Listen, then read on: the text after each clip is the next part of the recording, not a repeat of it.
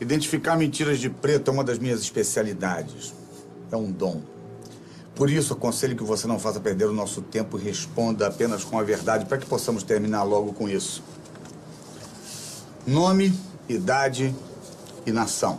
Sou Benedito, 50 anos, um pouco mais ou menos. Sou africano de Angola.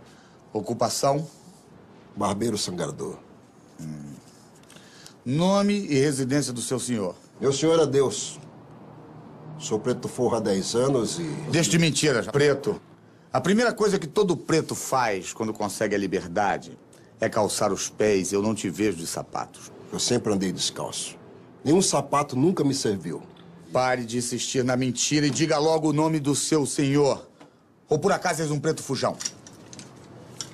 Eis a minha carta.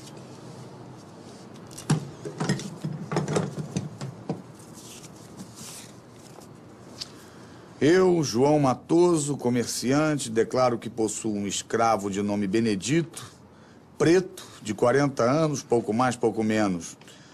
O dito escravo me serviu com fidelidade, prestando-me seus jornais de 480 réis por dia.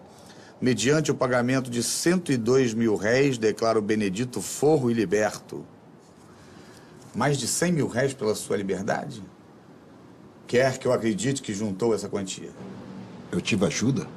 Cheguei nessas terras com 10 anos.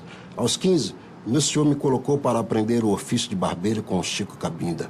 E ele percebeu meu dom. Que dom é esse? O dom da cura. O velho Chico me ensinou a sarjar, sangrar, tirar dentes. Aprendi rápido e fui trabalhar nas ruas. Pagava meu senhor e o que sobrava era meu. Pagava 480 réis de jornada e ainda conseguiu juntar mais de 100 mil para a sua alforria. Como eu disse, eu tive ajuda de uns pretos da Irmandade. Por que eles te ajudariam? Gratidão. Eu curei muitos deles das mais pavorosas enfermidades. Vai no cartório verificar a história do preto.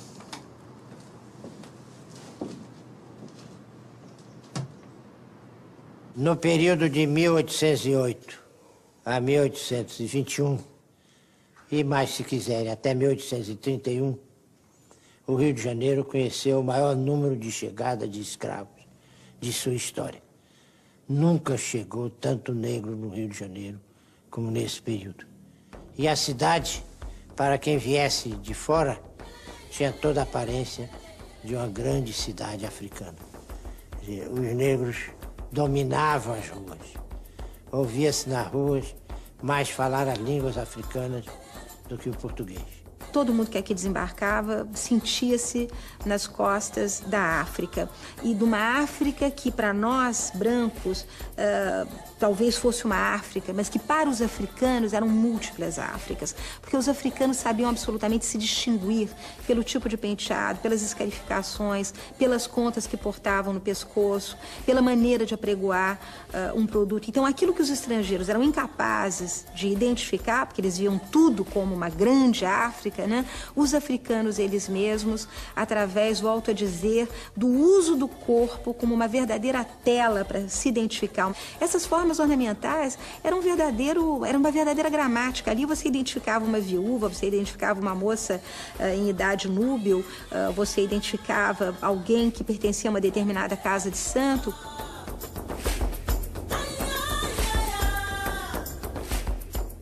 Havia um tipo de escravos urbano muito especial, que era o chamado escravo de ganho. Era um escravo, podia até viver num simulacro de liberdade, porque ele era posto a trabalhar para o seu senhor, tinha muitas vezes a obrigação de entregar diariamente ou semanalmente uma determinada importância de dinheiro ao seu senhor, e o resto ele podia ficar para ele próprio. Ele podia não morar na casa do senhor, às vezes morava, outras vezes não. Podia morar no local próprio com outros escravos de ganho e se organizava nas espécies de cooperativa de escravos de ganho.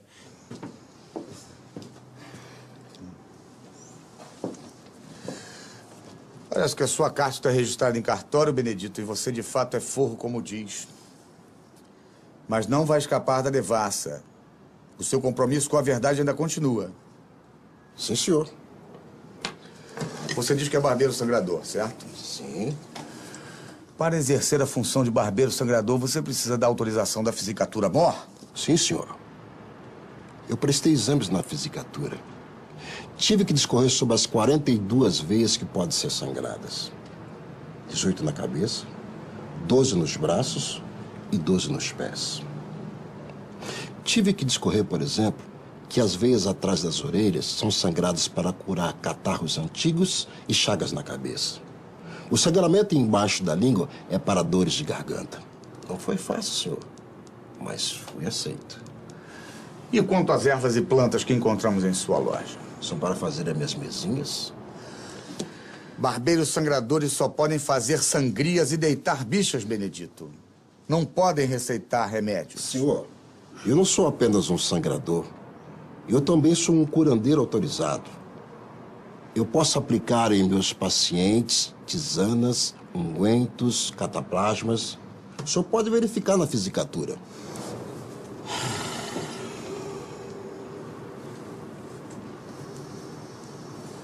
A história do Brasil foi absolutamente transformada com a vinda da corte, que gerou um processo de independência muito distinto, que gerou o regime monárquico no Brasil. De alguma maneira explica o não desmembramento do território. Hoje as crianças naturalizam os mapas, mas se a gente for ler mapas, que eu sugiro que a gente deve ler mapas, causa espanto o tamanho do Brasil em relação à América Latina até hoje em dia.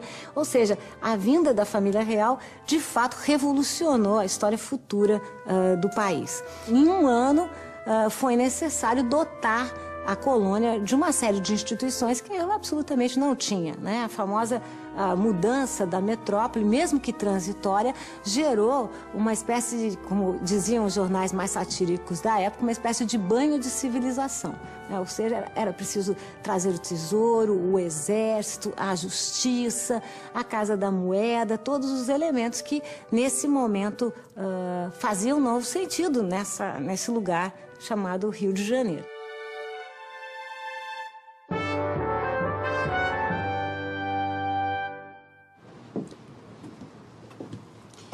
Senhor, a autorização é verdadeira. Parece que o preto é sangrador competente. Ele foi muito elogiado na Fisicatura Mor. Eu não sei mais o que perguntar. O preto parece que não tem nada para esconder. O autor da denúncia ainda não chegou? Não, senhor.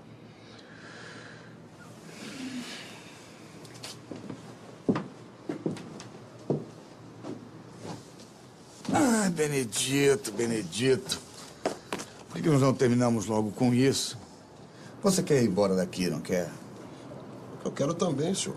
Aliás, eu nem sei por que eu estou aqui. Mas vai saber. Semana passada, lembra? Segunda-feira, o que você fez? Por sempre, tratei meus clientes com Ivo e Vicente. Quem são o Ivo e Vicente? Vicente é um crioulo escravo meu. E Ivo é de Luanda, um aprendiz. Seu senhor o colocou em minha loja para aprender o ofício. Depois será alugado para sangrar em navios negreiros.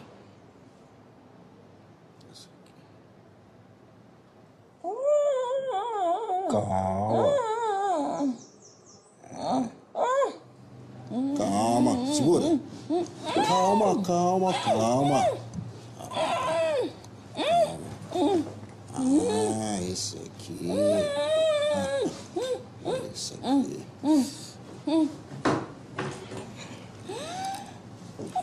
Peraí. Calma, segura, segura. Segura.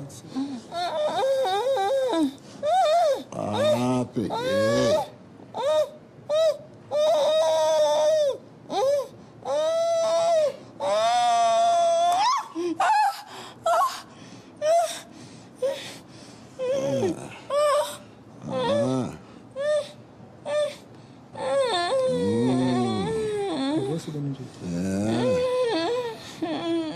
A segunda-feira começou como tantas outras.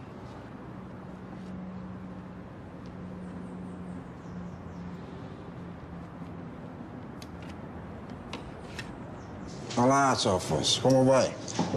Nada bem, seu Benedito. O problema é minha dor nas costas. Também foram anos carregando trancos e suas liteiras. Ah, agora você tem os seus escravos para fazer o serviço pesado. Graças a Deus. Mas não se preocupe. Vou colocar umas ventosas aqui e você vai se sentir bem. Com a vinda da família real para cá, vários órgãos burocráticos, administrativos foram transferidos para o Rio de Janeiro, alguns foram recriados, que é o caso da Fisicatura-Mor. Né? E a Fisicatura-Mor era o órgão responsável por normatizar, regulamentar e fiscalizar tudo que tivesse a ver com saúde pública, inclusive o exercício das artes de curar. O médico era aquele que estava no topo dessa hierarquia, era aquele que tinha mais prerrogativas, né? E o curandeiro era aquele que tinha, junto com a sangradora, a parteira, eram os menos prestigiados dentro dessa hierarquia oficial, né? Desse ponto de vista oficial das artes de curar. Primeiro, você passa a pedra no local afetado. A faca. Depois, você faz um pequeno corte. Chifre. Aí depois você vem com esse chifre aqui, ó. Atendemos nossos clientes de sempre, como o Lourenço, liberto carregador de liteiras. Hoje é dono do seu próprio negócio. Aluga escravos para carregar em cadeirinhas e liteiras. Está ganhando muito dinheiro. Tá vendo? É fácil. Atendemos também o Afonso, um preto da Guiné que acabou de chegar a estas terras e não se conforma com a nova vida. A todo momento tenta fugir. O resultado é que sofre nas mãos do seu senhor. As chibatadas e os castigos são diários. Agora, o pobre decidiu que fugirá para um quilombo, lá para os lados da lagoa. Foi nessa hora que a Maria apareceu. Muito aflita, a mucama me pediu para ir olhar o seu patrão João Alencar, um português da corte do rei que havia sentido fortes dores no corpo há algumas semanas. Há 2 dias o português já nem levantava da cama ou abria os olhos e nenhum médico conseguia curá-lo. No caso dos sangradores, é uma atividade, né, uma prática super importante na época, né? E era prescrita pelos médicos, pelos cirurgiões, mas quem executava, em geral, essa atividade era escravos e os forros, né? E a maior parte desses escravos e forros eram africanos ou descendentes de africanos.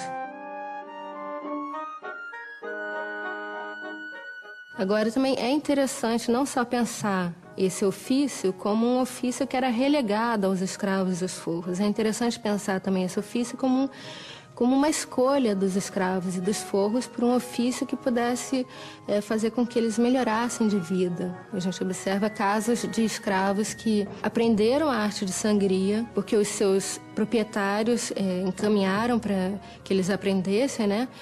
E eles começaram a atuar como escravos de ganho, né? Indo para a rua, para as praças, ganhando um dinheiro, né? Acumulando pecúlio. E ao longo de determinado tempo, né? Depois de alguns anos, ele conseguia comprar a sua liberdade.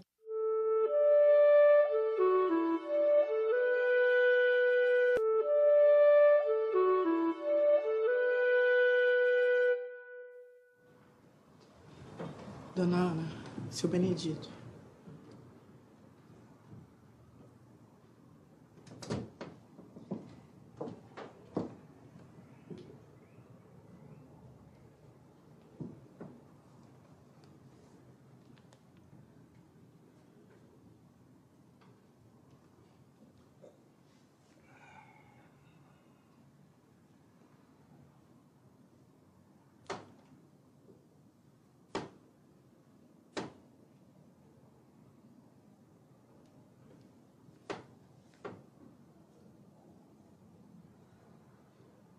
Dona Ana, terei que fazer uma sangria, desviando o fluxo sanguíneo para o lado oposto, evitando assim um derrame na parte afetada. Depois, deitarei bichas.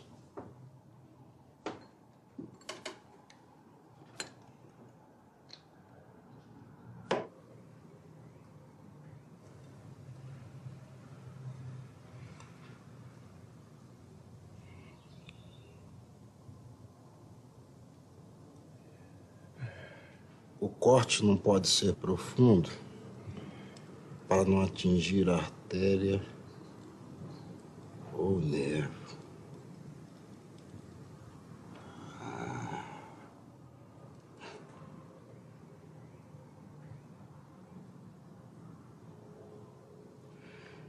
Dona Ana, as bichas ficam paradas chupando sangue. Quando elas ficarem gordas, elas caem sozinhas. Com esse tratamento, ele já vai se sentir melhor. Mas se as dores voltarem, é só me chamar. Muito obrigada, seu Benedito. Por favor. Ok. Eu quem agradeço.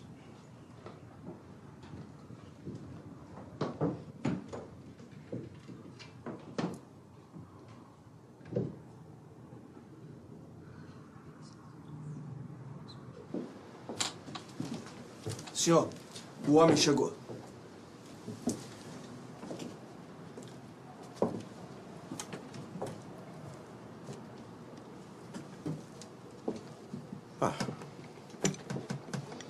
Benedito, conhece o senhor João de Alencar? Claro. E vejo que o tratamento está dando certo. Mas vejo também que as dores começam a voltar.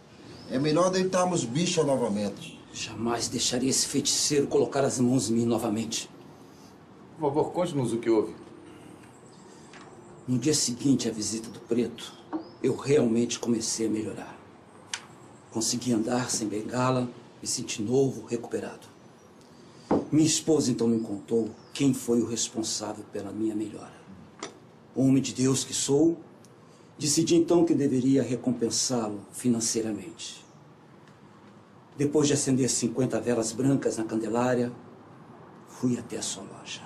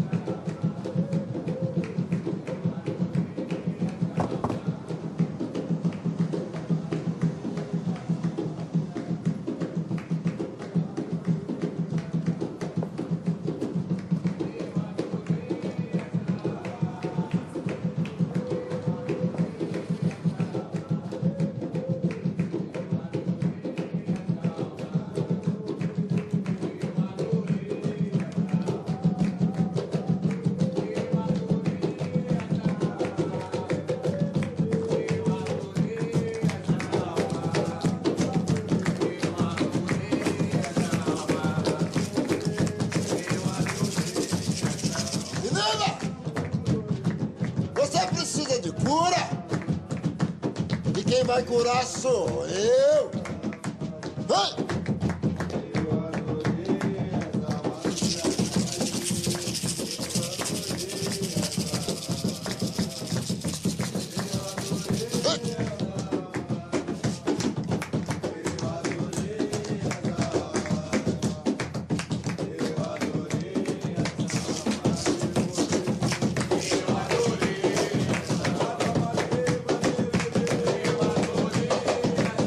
Nós vivemos uma sociedade laica e nos esquecemos do papel da religião nesse período.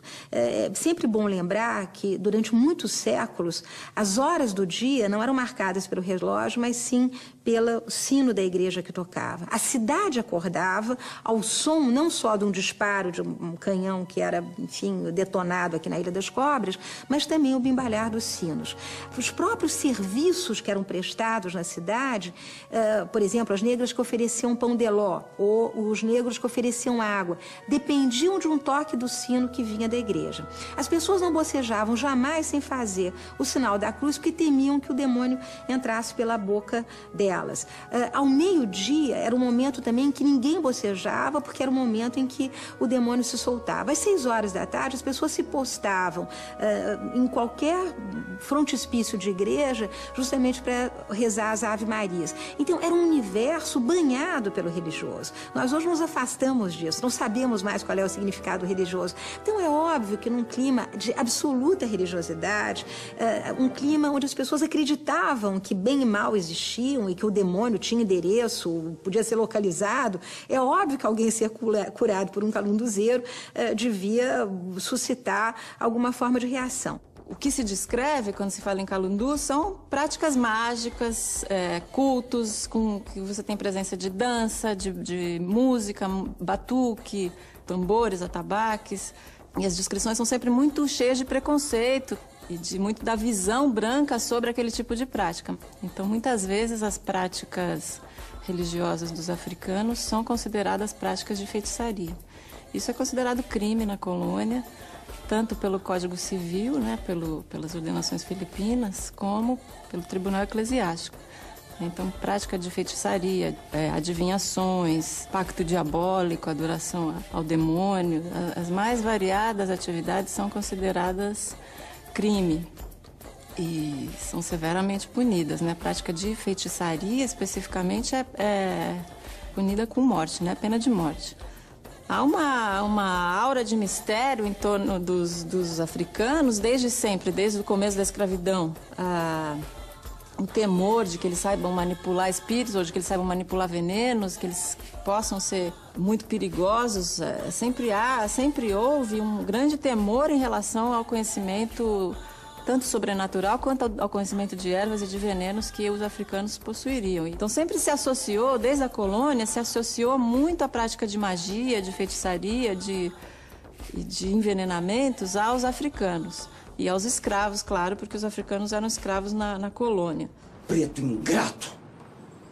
Foi retirado do mundo selvagem para ser um homem civilizado, cristão, mas prefere ser um boçal, adorador do diabo.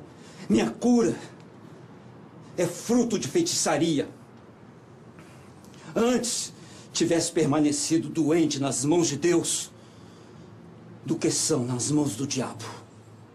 Eu não sou feiticeiro.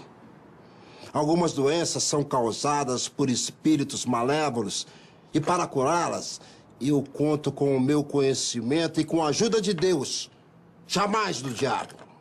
Eu vi com os meus próprios olhos você em transe com o diabo. Eu sofro dessa doença, é o calundu. É uma doença. Quando eu vejo alguém com esse feitiço, seja branco ou seja preto, eu perco meu juízo. Ventos da adivinhação soprem em meus ouvidos quais mezinhas devo fazer. Pode ser uma beberagem de ervas ou de vinho ou papas de farinha. Eu só recobro meu juízo quando curo as pessoas dessa mandinga. Você considera isso uma doença? Doença? Isso é feitiçaria. É a doença do calundu. A primeira vez foi durante uma missa, anos atrás. Eu caí como se fosse morto. E atravessei para um outro lado do rio. Quando eu cheguei lá, eu vi um senhor. E ele me perguntou para onde eu queria ir. Eu disse que queria atravessar para outra margem. Então, ele secou o rio e eu atravessei. Quando acordei, o Chico Cabinda, que me ensinava artes da cura, me disse que aquele senhor era Deus. E que para me livrar da doença do calundu, eu deveria promover batuques e curar os doentes de espírito. O meu dom é uma dádiva de Deus. E em nome dele eu curo meus doentes. Blasfêmia! Heresia! Você é um desses pretos que os escravos pagam para fazer feitiçaria contra os senhores, amansando-os, por vezes até matando-os. A decisão é sua, senhor juiz. Espero que saiba o que está fazendo.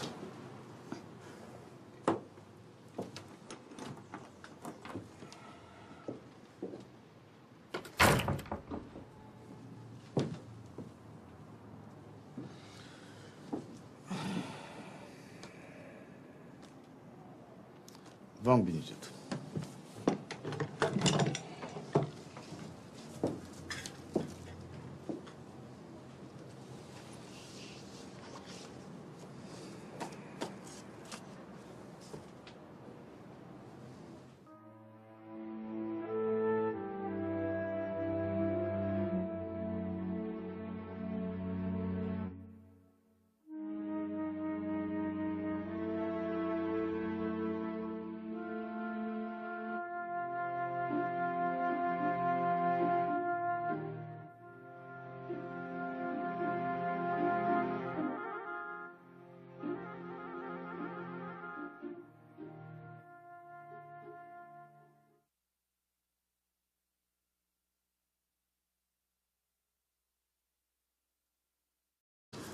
Eu, João Matoso, comerciante, declaro que possuo um escravo de nome Benedito, preto, de 40 anos, pouco mais, pouco menos. O dito escravo me serviu com fidelidade, prestando-me seus jornais de 480 réis por dia. Mediante o pagamento de 102 mil réis, declaro Benedito forro e liberto. Mais de 100 mil réis pela sua liberdade? Quer que eu acredite que juntou essa quantia? Eu tive ajuda. Cheguei nessas terras com 10 anos. Aos 15, meu senhor me colocou para aprender o ofício de barbeiro com o Chico Cabinda. E ele percebeu meu dom. Que dom é esse?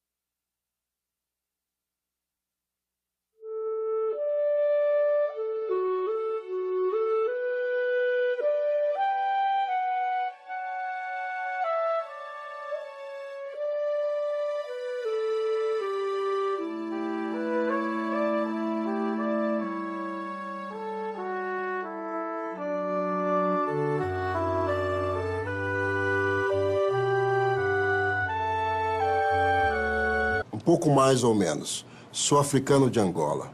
Ocupação? Barbeiro sangrador. Nome e residência do seu senhor? Meu senhor é Deus. Sou preto forro há 10 anos e... Deixa de mentiras, preto. A primeira coisa que todo preto faz quando consegue a liberdade é calçar os pés. Eu não te vejo de sapatos. Eu sempre andei descalço. Nenhum sapato nunca me serviu. Pare de insistir na mentira e diga logo o nome do seu senhor. Ou por acaso és um preto fujão? Eis a minha carta.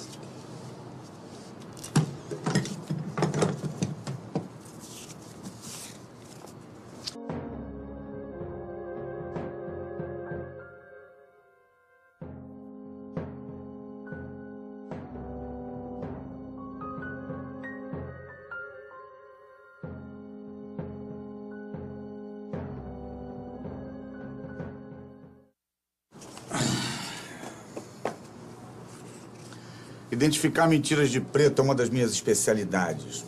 É um dom. Por isso, aconselho que você não faça perder o nosso tempo e responda apenas com a verdade para que possamos terminar logo com isso. Nome, idade e nação. Sou Benedito, 50 anos,